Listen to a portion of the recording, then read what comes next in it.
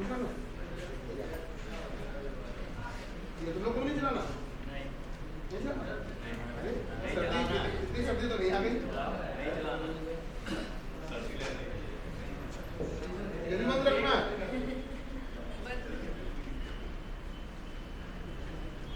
एक दिन में बहुत ठंडी आ गई।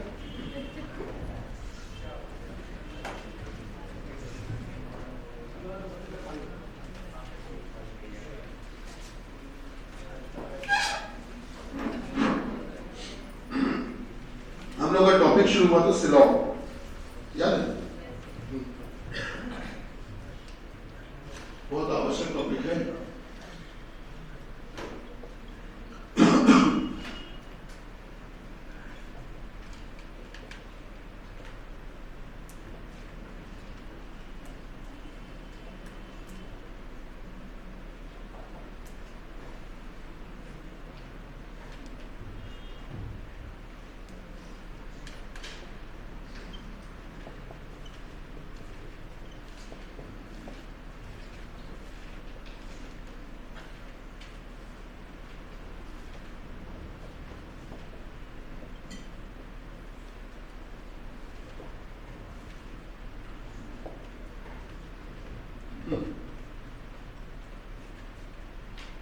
हमने आपको कथन के बारे में कल एक एग्जाम्पल दिया था, शायद एक कथन लिखवाया था।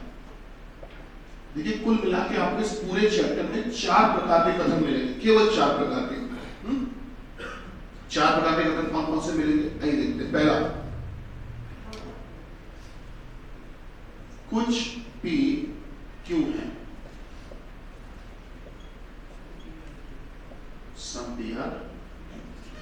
अब इस बात को अगर आप चित्र के माध्यम से दिखाएं तो कैसे दिखाएंगे,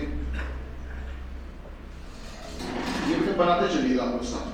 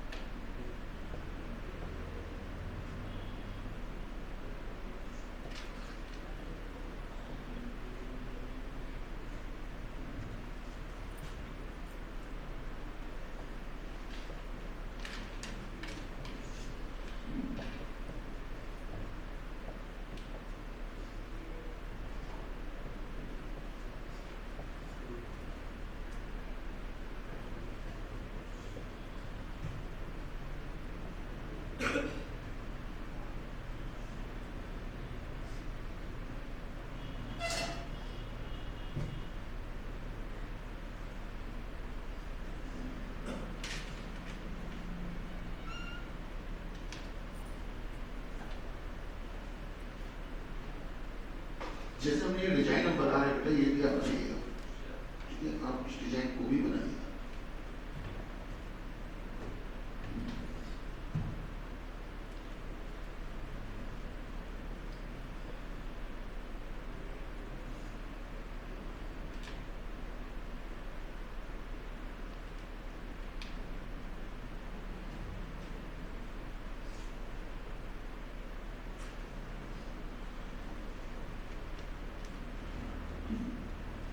नोट करिए।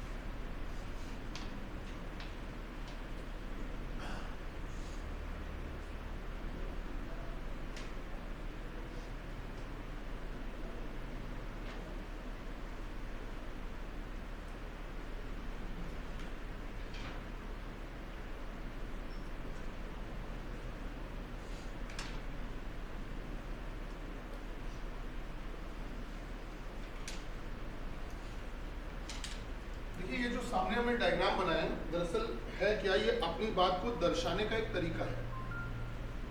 जो भी आपको बात बोली जा रही है उसको दर्शाने का एक तरीका है। कैसा तरीका है, ध्यान से समझिए।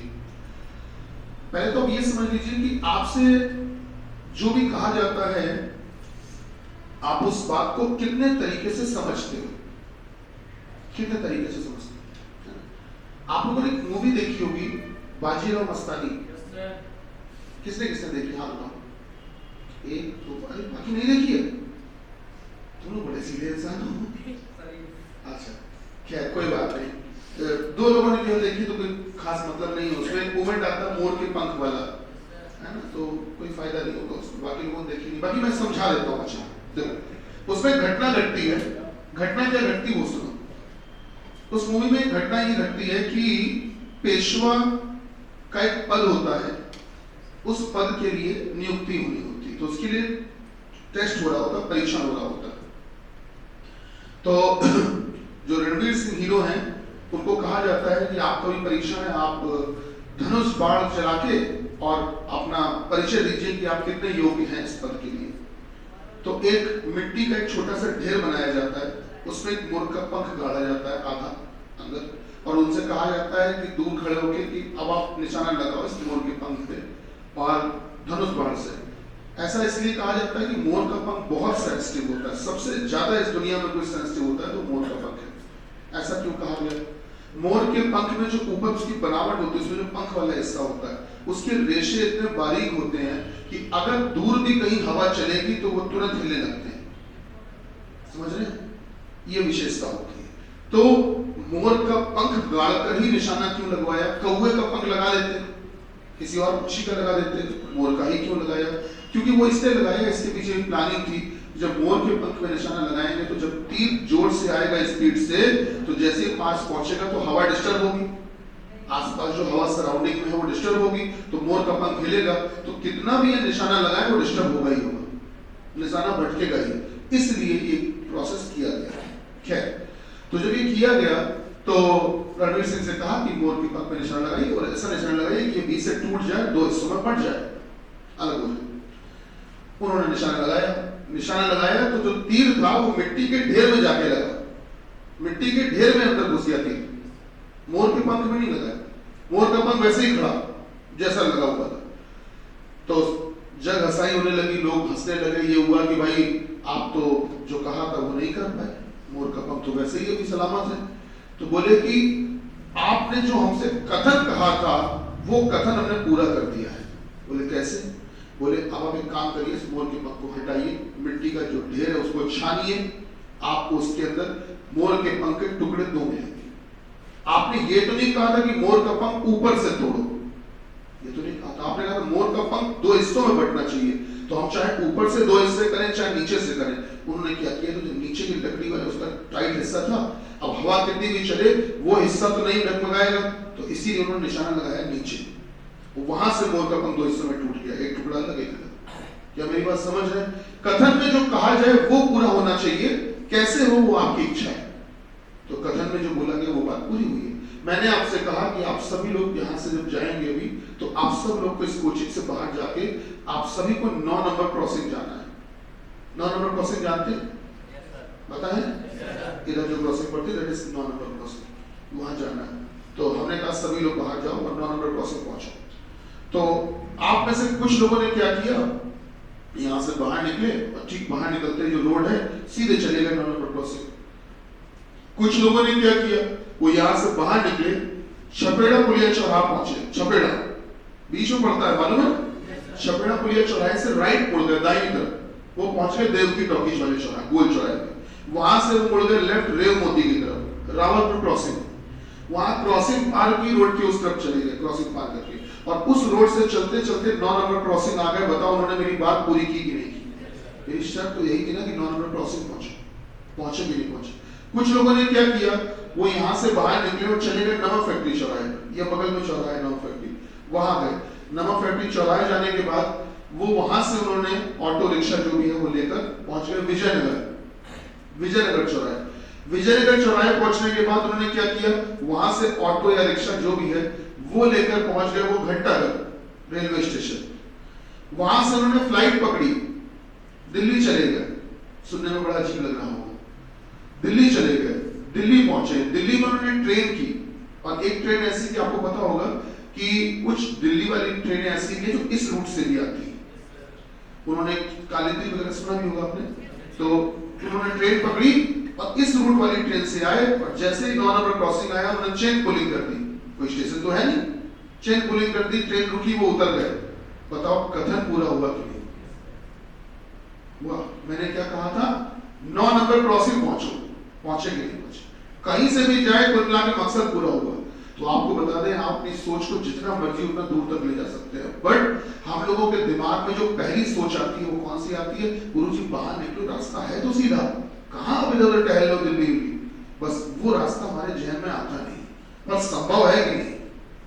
बताइए संभव है कि नहीं? बस वही आपको सारी पॉसिबिलिटीज खोजनी है। चलिए मुद्दे पे आते हैं। कथन में बोला गया है कुछ भी क्यों है, और हमेशा ध्यान रखना जो कथन में कहा जाए वो पूरा होना चाहिए। अगर उससे ज्यादा काम भी हो जाता है तो भी कोई दिक्कत नहीं। कथन में बोला है कुछ भी क्यों है, सम पी आर क्यों। ध्यान से देखो जरा, जो ये पी का गोला है, ये गोला है पी का। इस पी के गोले में इतनी जगह को क्या क्यू ने ढक लिया कि नहीं ढक लिया? तो क्या बेटा ये वाले जो पी हैं क्या वो क्यू हो गए कि नहीं हो गए? हो गए। इसी कथन को पढ़ो और इस पर देखो, बोला गया कुछ भी क्यू है, और इस समय ध्यान से देख रहे हो तो यहां तो सारे के सारे जो पी हैं वो क्यू के अंदर बंद हो गए। सारे के सारे पी का पूरा गोला बेटा किसके अंदर बंद हो गया? क्यू के अंदर। यहां तो सारे पी क्यू हो गए, जबकि गोला क्या था? कुछ पी क्यू है, हो गए सारे। तो ये नियम होता है, जितना काम कहा जाए अगर उससे ज्यादा काम कर दोगे तो कोई दिक्कत नहीं होती है। यही टेंडेंसी अपने अंदर लानी है, जितना कहा जाए उससे ज्यादा भी कर सकते हो, कोई दिक्कत नहीं है, कभी दिक्कत नहीं है। आपको अगर कहा जाता है कि टेस्ट में 20 नंबर लाओ, तो अगर आप 40 ले आते हो तो कोई दिक्कत है क्या? कोई दिक्कत नहीं, उससे ज्यादा ले आओ। लेकिन उससे कम अगर लाओगे, 19 ले आओगे तो दिक्कत है। कम नहीं लाना चाहिए, उससे ज्यादा ला सकते हो। उसी प्रकार से कुछ भी क्यों है, ध्यान से देखो, ये जो बड़ा वाला गोला है, बाहर वाला गोला, ये पूरा बड़ा वाला गोला किसका है? पी का। और इस पूरे पी के अंदर, इस पूरे पी के अंदर बीच में इतनी जगह को किसने ढक लिया? क्यू ने। तो आप बताओ ये जो बीच वाली जगह है, ये वाले जो पी थे, क्या वो क्यू हो गए कि नहीं हो गए? हो गए। अब यहाँ पे आ जाओ बेटा, यहाँ पर जो पी का जितना बड़ा गोला था उतना ही बड़ा गोला मैंने क्यू का भी लिया और उसके ऊपर ढक दिया, एक के ऊपर एक ओवरलैप कर दिया। आप बताइए इस समय तो सारे के सारे पी क्यू हो गए, सारे पी क्यू हो गए, जबकि बोला क्या था? कुछ पी क्यू है। बेटा बोला था कि कुछ पी क्यू होने चाहिए, यहाँ तो हमने सारे पी क्यू कर दिए। बताओ उनकी बात मानी कि नहीं मानी? सर ज्यादा मान ली, ज्यादा मान ली, कोई दिक्कत नहीं। यहाँ जो सारे पी क्यू है, देखकर बताइए क्या पी का जो पूरा गोला है वो क्यू के अंदर बंद है कि नहीं? देखिए बताओ बेटा, पी का गोला किसके अंदर बंद है? क्यू के अंदर। तो क्या सारे पी क्यू हो गए कि नहीं हो गए? हो गए। यहाँ देखो, जो पी का गोला था उतना ही बड़ा गोला हमने क्यू का भी उसके ऊपर ढक दिया। तो आप बताओ क्या सारे पी अभी भी क्यू हो गए कि नहीं हो गए? हो गए सर। यहाँ पे आ जाओ, कोई पी क्यू नहीं है, नो पी इज क्यू, मतलब पी और क्यू को अलग अलग रखना है। दोनों को अलग अलग रखा, बीच में कट्टम लगा दिया। कट्टम मतलब दोनों एक दूसरे को टच नहीं करेंगे, दोनों दूर दूर रहेंगे। यहाँ आ जाओ, बोला गया कुछ पी क्यू नहीं है, some P R not Q, कुछ पी क्यू नहीं है।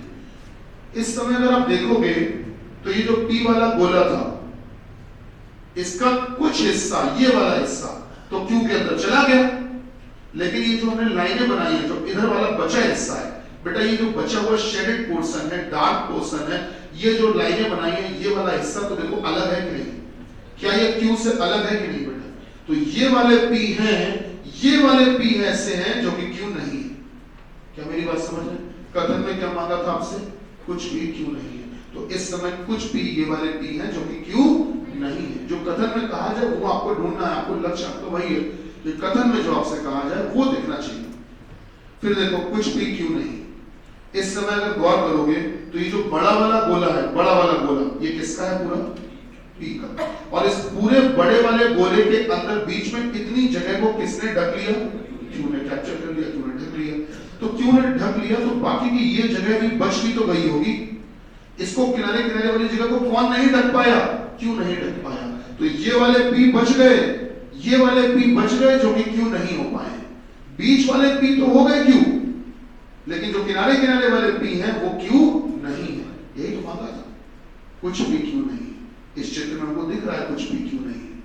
ये वाले किनारे किनारे वाले पी हैं जो कि क्यों नहीं। यहां आ जाओ बेटा, बोला था कुछ भी क्यों नहीं है और हमने क्या बना दिया, कोई भी क्यों नहीं। कहा था कि पी का कुछ हिस्सा क्यों नहीं होना चाहिए, पी का कुछ हिस्सा क्यों से अलग होना चाहिए, या पी का कुछ हिस्सा क्यों नहीं होना चाहिए। यहां तो हमने पूरा का पूरा ही पी अलग कर दिया। इन्होंने बोला था कुछ पी को अलग रखो, हमने तो पूरा पी अलग कर दिया। बेटा जितना कहा उससे ज्यादा कर दिया, अभी भी उनकी बात मानी। क्या मेरी बात समझ पा रहे हैं? तो 4 प्रकार के कथन मिलेंगे आपको पूरे चैप्टर में।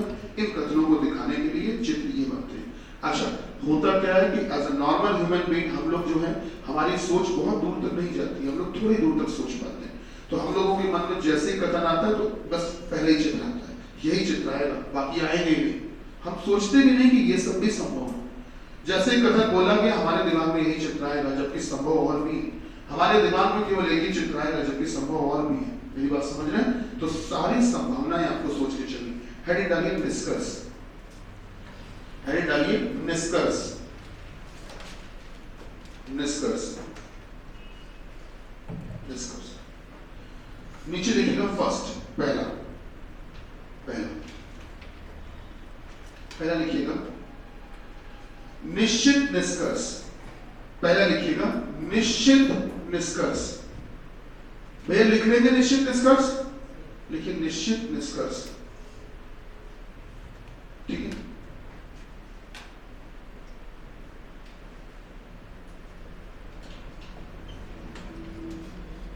इसी को इंग्लिश में बेटा कहा जाता है डेफिनेट कंक्लूजन, डेफिनेट कंक्लूजन।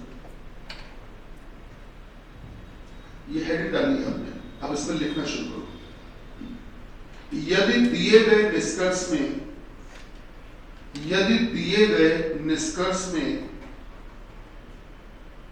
यदि दिए गए निष्कर्ष में बोली गई बात,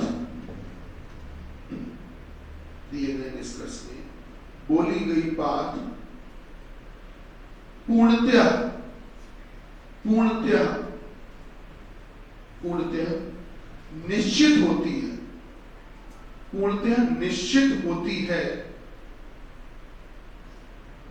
निश्चित होती है, तो उसे निश्चित निष्कर्ष कहते हैं। तो उसे निश्चित निष्कर्ष कहते हैं, कहते हैं, तो उसे निश्चित निष्कर्ष कहते हैं। ठीक, अब नीचे नई लाइन में भैया, नई लाइन से आप ऐसे लिखो, नोट बना के लिखो, नोट, चाहो तो हिंदी में लिख लो या इंग्लिश में नोट, NOT, नोट बना के लिखो, नोट बना के लिखो। यदि दिया गया निश्चित निष्कर्ष, यदि दिया गया निश्चित निष्कर्ष, यदि दिया गया निश्चित निष्कर्ष, दिया गया निश्चित निष्कर्ष कथन से बनने वाले, यदि दिया गया निश्चित निष्कर्ष कथन से बनने वाले, कथन से बनने वाले सभी चित्रों के अनुसार, सभी चित्रों के अनुसार, सभी चित्रों के अनुसार, अनुसार सही साबित होता है, सही साबित होता है, सही साबित होता है, तो उस निष्कर्ष को, तो उस निष्कर्ष को, निष्कर्ष को निश्चित रुक सही साबित होता है, तो उस निष्कर्ष को सही माना जाता है, तो उस निष्कर्ष को सही माना जाता है, सही माना जाता है, माना जाता है। परंतु, परंतु, परंतु यदि किसी एक भी चित्र के अनुसार, परंतु यदि किसी एक भी चित्र के अनुसार यदि किसी एक भी चित्र के अनुसार, यदि किसी एक भी चित्र के अनुसार वह निष्कर्ष, आप लिख रहे हैं, परंतु यदि किसी एक भी चित्र के अनुसार वह निष्कर्ष गलत साबित होता है, गलत साबित होता है, गलत साबित होता है, गलत साबित होता है, तो उस निष्कर्ष को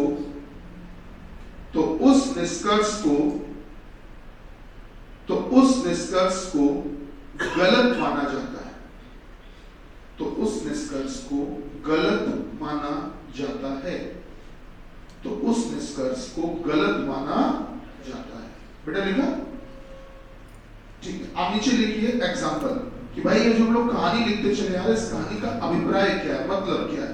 तो आइए उदाहरण देख लेते हैं सर, आइए एग्जाम्पल देखते हैं। बेटा एग्जाम्पल में देखो, आप सामने देखकर लिखो। एग्जाम्पल में आप लिखोगे कथन, स्टेटमेंट, कथन लिखो आप।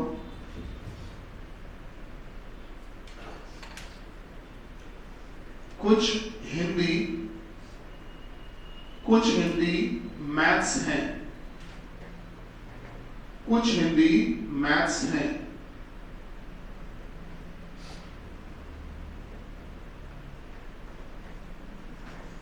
आपने कथन लिखा है कुछ हिंदी मैथ्स है, सब हिंदी और मैथ्स। अब निष्कर्ष लिखो बेटा, निष्कर्ष लिखो, निष्कर्ष लिखो। सारे मैथ्स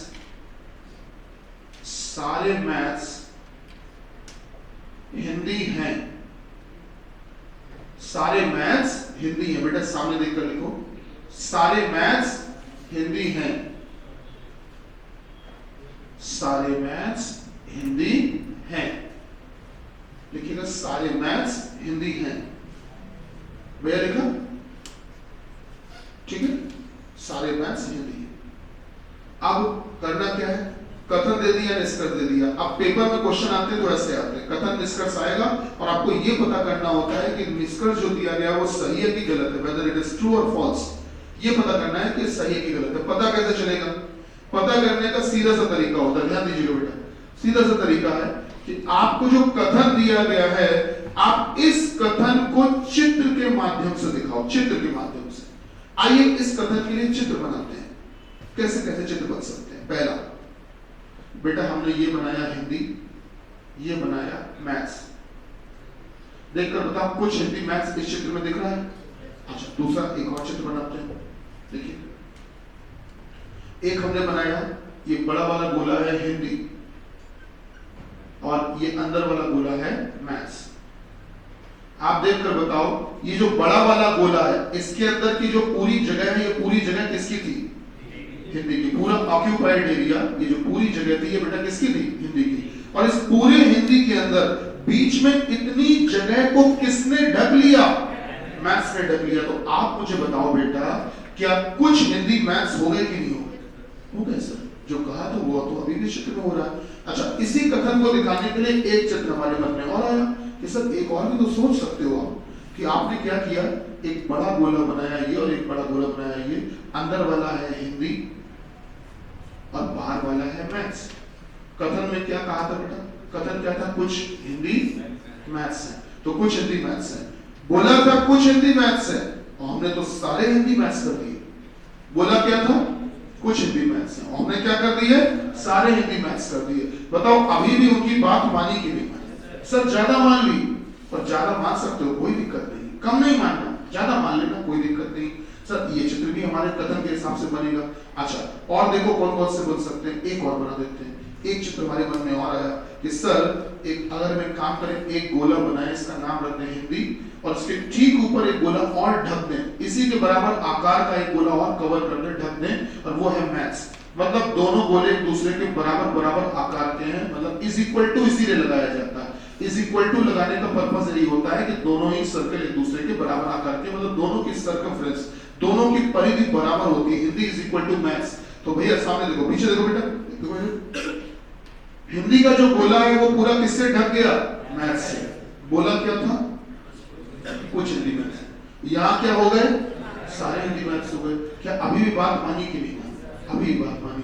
तो कुल मिला के कथन को दिखाने के लिए दुनिया में ये 4 चित्र बन सकते हैं, हमने बना दिए। अब हमको ये पता करना है सर कि हमारे जो ये 4 चित्र हैं, इन चारों में से हमको हर एक चित्र में चेक करना है, हर एक चित्र में चेक करना है कि हमारा दिया गया निष्कर्ष चित्र में ठीक बैठ रहा है कि नहीं बैठ रहा है। आओ देखते हैं। निष्कर्ष पढ़ो। निष्कर्ष क्या था? सारे मैथ्स हिंदी। इस चित्र में देखकर बताओ कि सारे मैथ्स हिंदी के अंदर दिख रहे हैं कि कुछ मैथ्स हिंदी के अंदर है? कुछ। और इन्होंने क्या बोला था? सारे मैथ्स हिंदी। तो बेटा इस चित्र में तो बात गलत दिख रही है हमको। दूसरा देखो चित्र, निष्कर्ष पढ़ो क्या था? सारे मैथ्स हिंदी है। ध्यान से देखो क्या सारे मैथ्स हिंदी के अंदर बंद है कि नहीं? मैथ्स का जो गोला है क्या वो हिंदी के अंदर बंद है कि नहीं? मैथ्स का गोला हिंदी के अंदर बंद है। दिख रहा है कि नहीं दिख रहा है? दिख रहा है भैया, दिख रहा है? तो बताइए क्या इस चित्र में बात सही हुई कि नहीं हुई? सही हुई। बेटा फिर से पढ़ो। निष्कर्ष क्या था? सारे मैथ्स हिंदी है। इस चित्र में देखो, इस चित्र में आपको सारे मैथ्स हिंदी दिख रहे हैं कि सारे हिंदी मैथ्स दिख रहे हैं? सारे हिंदी मैथ्स दिख रहे हैं। और उन्होंने मांगा क्या था हमसे? सारे मैथ्स हिंदी। इस चित्र में तो बात गलत हो गई, गलत हो गई बेटा। अब फिर से पढ़ो। निष्कर्ष क्या था? सारे मैथ्स हिंदी। इस चित्र में देखो, देखकर बताओ क्या जो मैथ्स का गोला था उतना ही बड़ा हिंदी का गोला है? सारे मैथ्स हिंदी हो रहे हैं सर। इस चित्र में भी बात सही हो रही। अब जरा जो आपने नोट लिखा था जरा उसको पढ़ो। नोट जो आपने नोट में एक बात लिखी थी ना उसको पूरा पढ़ डालो जल्दी से।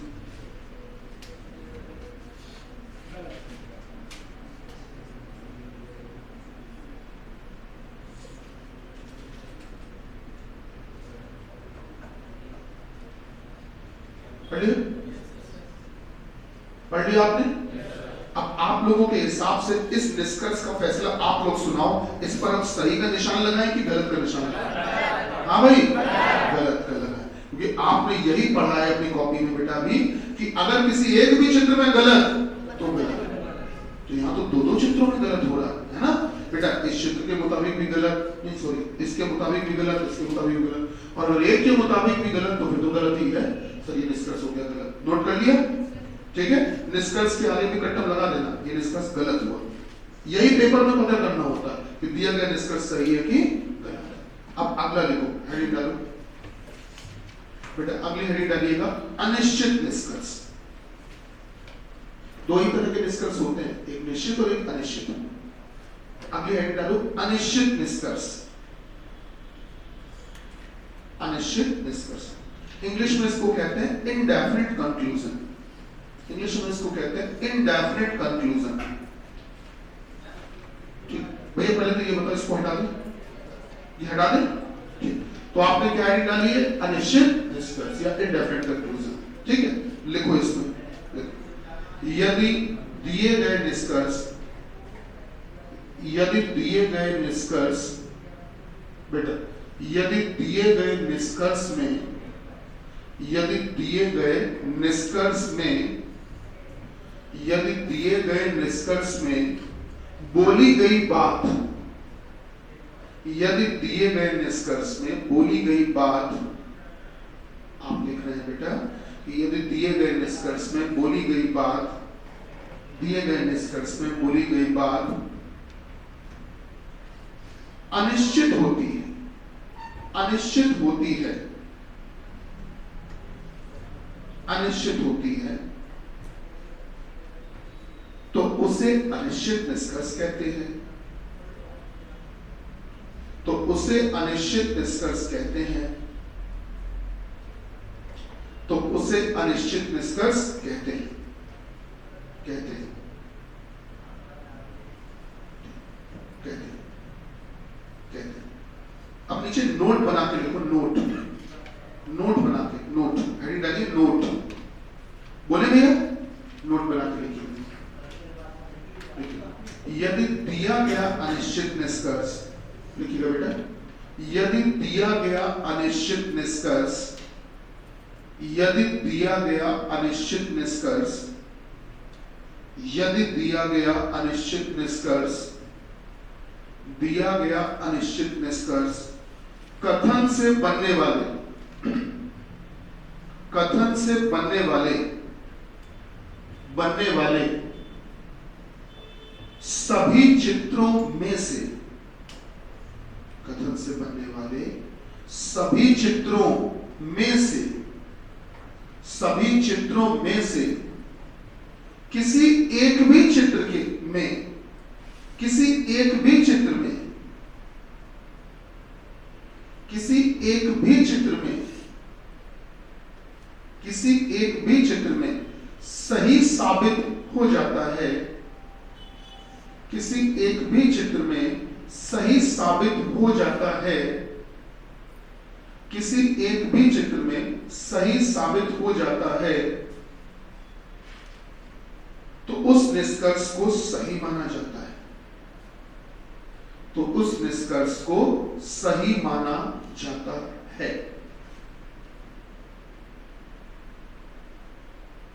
तो उस निष्कर्ष को सही माना जाता है। लिखा? ठीक ठीक। हम नीचे लिखिए एग्जाम्पल, एक उदाहरण लिख लेते हैं हम लोग।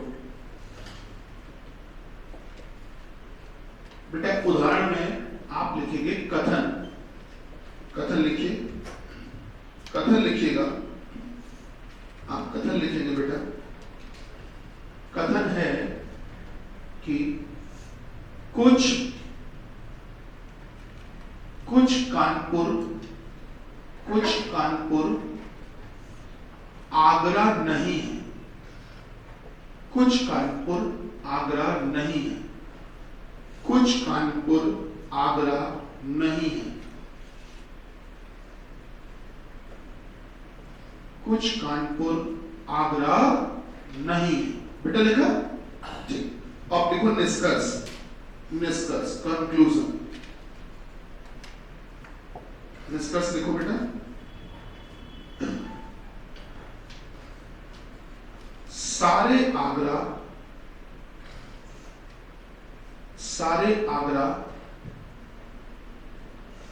कानपुर हो सकते हैं, सारे आगरा कानपुर हो सकते हैं, सारे आगरा कानपुर हो सकते हैं। बेटा सारे आगरा कानपुर हो सकते हैं। भैया लिख लिया? ये है लिखा। अब नोट कर लीजिए उदाहरण। ये नोट तो कर ही लिया आपने? ठीक। आइए अब शुरू करते हैं। अब ऐसे हम तो नहीं बता पाएंगे कि ये निष्कर्ष सही है कि गलत है, उसको बताने के लिए पहले हमको चित्र बनाना पड़ेगा। और हमेशा ध्यान रखना, जो चित्र आप बनाते हो वो हमेशा कथन के हिसाब से बनाते हो। चित्र हमेशा कथन से बनते हैं, निष्कर्ष का कोई लेना देना ही नहीं होता। चलो कथन के हिसाब से चित्र बनाते हैं। कथन क्या था?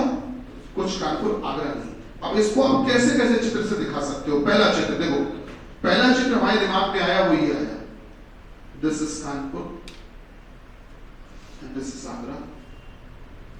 बोला क्या गया? कुछ कानपुर आगरा नहीं है। तो मैं आपको दर्शा देता हूं इसमें। कानपुर का जो ये वाला हिस्सा है, प्यूपिल एरिया, ये हिस्सा जो है बेटा, कानपुर का जो ये वाला हिस्सा, this not belongs to Agra. ये सर आगरा नहीं है। कानपुर का जो ये वाला हिस्सा है ये आगरा नहीं है। यहां से देखो ये आगरा से अलग है। तो कुछ कानपुर आगरा नहीं, ये बात इस चित्र में हमने दिखा दी। इसी बात को और भी चित्रों में दिखाओ। एक चित्र हमारे दिमाग में ये है, कौन सा?